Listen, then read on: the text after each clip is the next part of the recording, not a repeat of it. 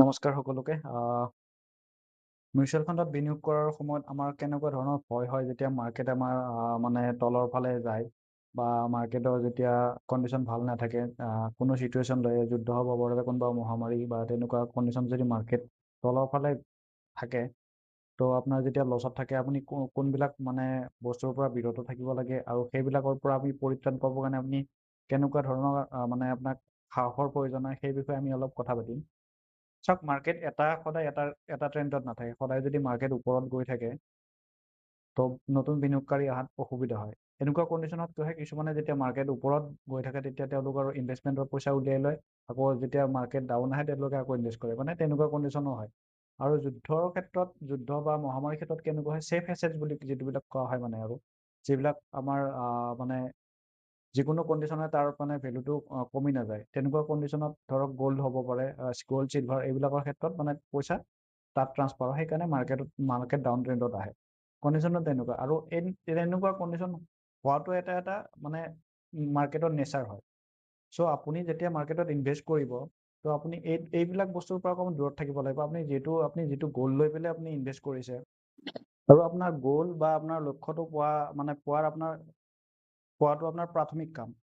আপুনি মাৰ্কেটত এনেকুৱা এটা ট্ৰেণ্ড আহিব, মাৰ্কেট এবাৰ ওপৰত যাব এবাৰ তলত যাব, চিধা ৰাস্তাৰেতো কোনো যাব নোৱাৰে, কথাটো তেনেকুৱা। তো মাৰ্কেট এবাৰ ওপৰত যাব এবাৰ তলত যাব, তো মাৰ্কেট অহা ওপৰত যোৱা তলত অহা তেনেকুৱা হৈ থাকিব। কিন্তু আপোনাৰ প্ৰধান লক্ষ্য হ'ল আপোনাৰ যিটো লক্ষ্যস্থান সেইটো আপোনাৰ পোৱাটো আপোনাৰ প্ৰধান লক্ষ্য হ'ব লাগে, কথাটো তেনেকুৱা। আৰু মানে কম সময়ত আপুনি এইবিলাক উঠা নমা বেছি দেখাব পাব। যেতিয়া আপোনাৰ সময়টো দীঘলীয়া হ'ব এইবিলাকৰ প্ৰভাৱ আপুনি দেখা নাপায়।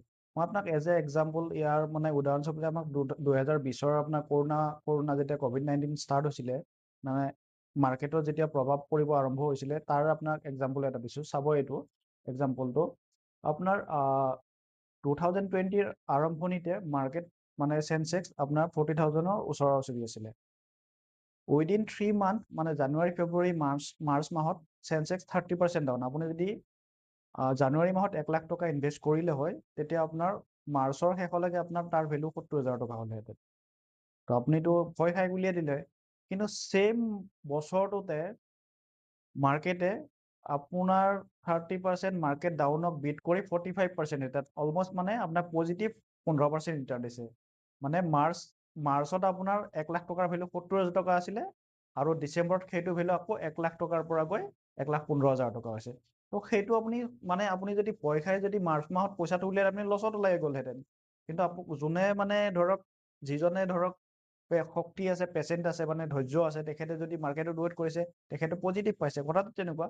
তো আপুনি শ্বৰ্ট টাৰ্মত মানে কম সময়ত যদি আপুনি উঠা নমা এইবিলাক বেছি চাই থাকে তো আপুনি মানে মিউচুৱেল ফাণ্ডত মানে বহুত দীঘলীয়া সময়ৰ কাৰণে আপুনি বিনিয়োগ হৈ থাকিব নোৱাৰিব মানে। তো মিউচুৱেল ফাণ্ডৰ মানে যিটো প্ৰচেছ এই প্ৰচেছটোৱে দীঘলীয়া সময়ৰ কাৰণে। ইয়াৰ একদম কম হ'লেও মিনিমাম সময় আপোনাৰ 10 বছৰ দিব পাৰিব লাগিব। মিনিমাম সময় আপোনাৰ মিনিমাম 10 বছৰ যদি গ'ল এটা লৈ আপুনি ইনভেষ্ট কৰিব পাৰে, বিনিয়োগ কৰিব পাৰে, আপোনাৰ মিউচুৱেল ফাণ্ডত লছৰ সম্ভাৱনা 0.001% হয়। আমাৰ মেক্সিমাম মানুহে মিউচুৱেল ফাণ্ড বিনিয়োগটো আৰম্ভ কৰে, কিন্তু মেক্সিমাম উইদিন 1 পৰা 2 ইয়াৰ্ছৰ ভিতৰত গোটেইখিনি মানে বিনিয়োগৰ পৰা তাৰ 3-4% মানুহে মানে থাকি যায়। কণ্ডিশ্যন এনেকুৱাই। তো মানে যিজনে দীঘলীয়া সময়ৰ কাৰণে বিনিয়োগ কৰিব পাৰিছে মিউচুৱেল ফাণ্ডৰ সমান মানে আপোনাৰ ৰিটাৰ্ণ তেনেকুৱা কোনো পলিচি বা কোনো হেৰিত নাপাব আপুনি। চ' মিউচুৱেল ফাণ্ডত বিনিয়োগ হৈ থাকিব পৰাটোহে ডাঙৰ কথা। আপুনি কিমান বিনিয়োগ কৰিছে, কিমান দিনৰ কাৰণে কৰিছে সেইটো ডাঙৰ কথা নহয়, কিন্তু আপুনি কিমান দিনলৈ বিনিয়োগ হৈ থাকিব পাৰে সেইটো ডাঙৰ কথা। চ' মিউচুৱেল ফাণ্ডত বিনিয়োগ কৰাৰ আগতে এইবিলাক সৰু সৰু বস্তু আপুনি মনত ৰখাটো উচিত। চ' তেতিয়াহে আপুনি মিউচুৱেল ফাণ্ডৰ পৰা আপুনি ভাল এটা মানে আপোনাৰ বিত্তীয় যিটো স্বাধীনতাৰ ফালে যাব পাৰে সেইটো আপুনি লাভৱান্বিত হ'ব পাৰিব মানে। তো নেক্সট আমি ভিডিঅ'ত মই আপোনালোকক মিউচুৱেল ফাণ্ডটো কি হয়, মিউচুৱেল ফাণ্ড মানে একদম সহজ ভাষাত মিউচুৱেল ফাণ্ডত আপুনি বিনিয়োগ কৰিলে কেনেকৈ পইচাটো ক'ত যায়, মিউচুৱেল ফাণ্ডত আপোনাৰ কেনেকৈ পইচাটো আপোনালোকৰ মেনেজ হয়, বা আপুনি যেতিয়া মিউচুৱেল ফাণ্ডত বিনিয়োগ কৰে সেই পইচাটো কোনটো কোম্পানীত যায় আৰু কেনেকুৱা হিচাপত যায়, গোটেইখিনি ডিটেইলছ ভিডিঅ' এটা বনাম আপোনালোকৰ ডাটাৰ সৈতে। নেক্সট ভিডিঅ'টো চাবলৈ নাপাহৰিব। ধন্যবাদ।